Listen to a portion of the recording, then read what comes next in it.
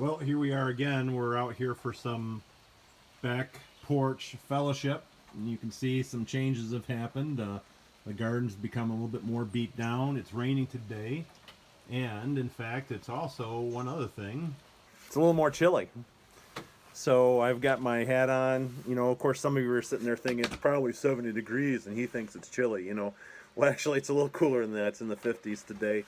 And it is pretty cold. So I've got my coat on, I've got my hat on, and I want to avoid what my mom used to say all the time. You're going to catch your death of cold. You know, it's just it makes you terrorized of ever getting a cold or anything like that. But we've got another devotional for you based on Malachi, and we're just taking it slow and we're just taking it easy as we work our way through chapter 1.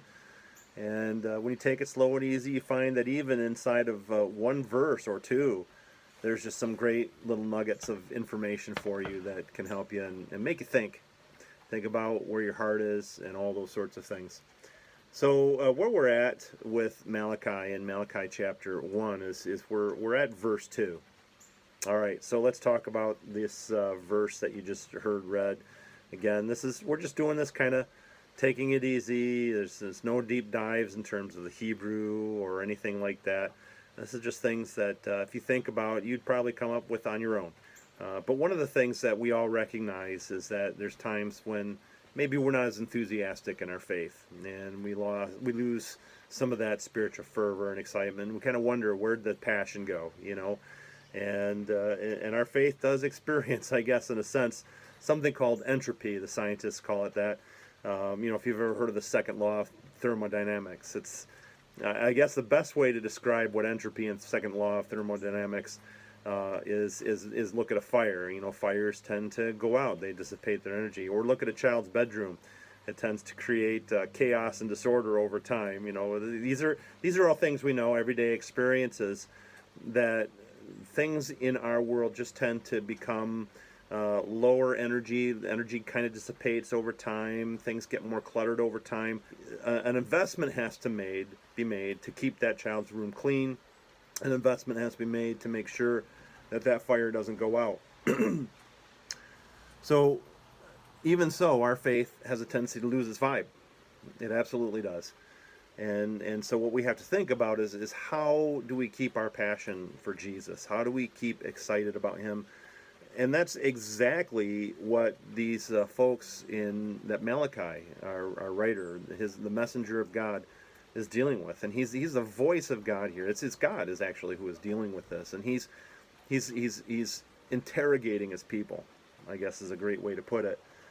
This is the situation that the prophet faces, and he brings God's indictment to the spiritual lassitude of his own people. Their fire's going out. They're bored in their faith. And it's become cluttered with junk, and they've become indifferent, and they're even disdaining the worship of God. And so what we're going to talk about here for the next 3 little mini devos is this very aspect, is what happens when the fire goes out. And so the first one that we're to think about here refers to the statement that God has about love. And God says, you know, I've loved you guys, and the response is, oh, how have you loved us? And you know, you can hear the lip curl when they ask this question back. How have you loved us? You know, the sneer. You know, you can see that just coming right through the page. You know, the contempt and all those sorts of things. And so through this cynicism, you know, the root of that we see. Coming from the cynicism is the notion that God is kind of a cosmic slot machine, and you know, you just got to pull that cha-ching, and God's got to provide you each and every time with health, wealth, and happiness. You know, that pull, I guess I should say, is you know, you served as a kid, you know, whatever it is, and you think, you know, I should be able to pull that cha-ching, and then guess what happens? You know, the blessings pour out, right? That's kind of the thinking. It's like treating God as a cosmic genie. And so, you know, you rub the lamp, and you do that favor for the genie to let him out, and so he's supposed to provide you with all those wonderful things. And you know, it's like that pop song. I don't know if you remember it. Back in the 80s and 90s, there was this woman named oh goodness sakes, her name went out of my head. Jackson. It's one of Michael Jackson's sisters. Can't remember her name. Well, that's okay. But she sang the song, "What Have You Done for Me Lately?" And that's the behind the question here. How have you loved us? What have you done for me lately? You can just see this woman singer going, "What have you done for me lately?" Ooh, ooh, ooh. You remember that song, right? And it's about a woman who has a man who, is coasting on the good things he did for her in the past. And so she's saying, hey, that stuff is past. Whatever you might think of that stuff is in the past, and now you need to keep doing stuff for me if you're going to keep my love. It's kind of the idea here, even in this passage of scripture. God, yeah, you talk about the Red Sea a lot, but, what have you done for me lately? That's kind of the idea. We think that when I do these things, and that's the same thing is true for us. We think, God, what have you done for me lately? I showed up to church, I threw that offering in the plate, and now God's got to pay me back, right? But this is a false expectation. And what's happened to the Israelites is they had a false expectation about God.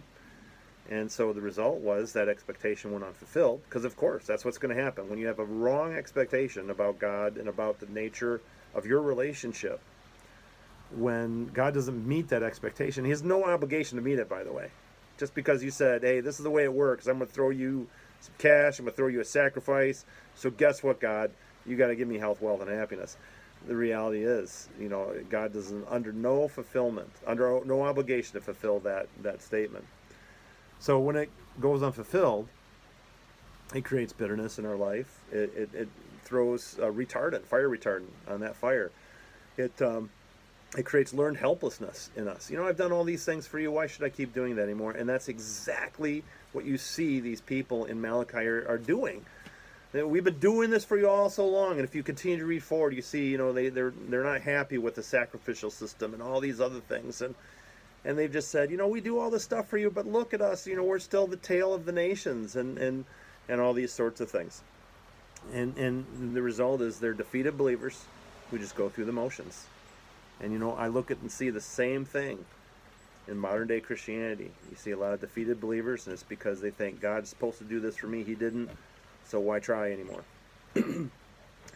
God, however, points to his divine favor to his people. He said, well, take a look at how I've chosen you over some others. I could have chosen Edom, but I chose you instead. I put my divine favor on you. I put my mercy, my grace upon you. And in fact, he actually goes so far as to say is every time the Edomites try and get back up, I destroy everything they do. But look at you, Israelites. Every time you get knocked down, I help you get back up again, is kind of the theme of what's going on here. Those guys, they're never going to have anything, anywhere else, when else. It's not happening for them. But for you, my people Israel, guess what? I'm going to take care of you forever and ever. You will always have a place with me. And we see that even in the current dispensation, right off the bat.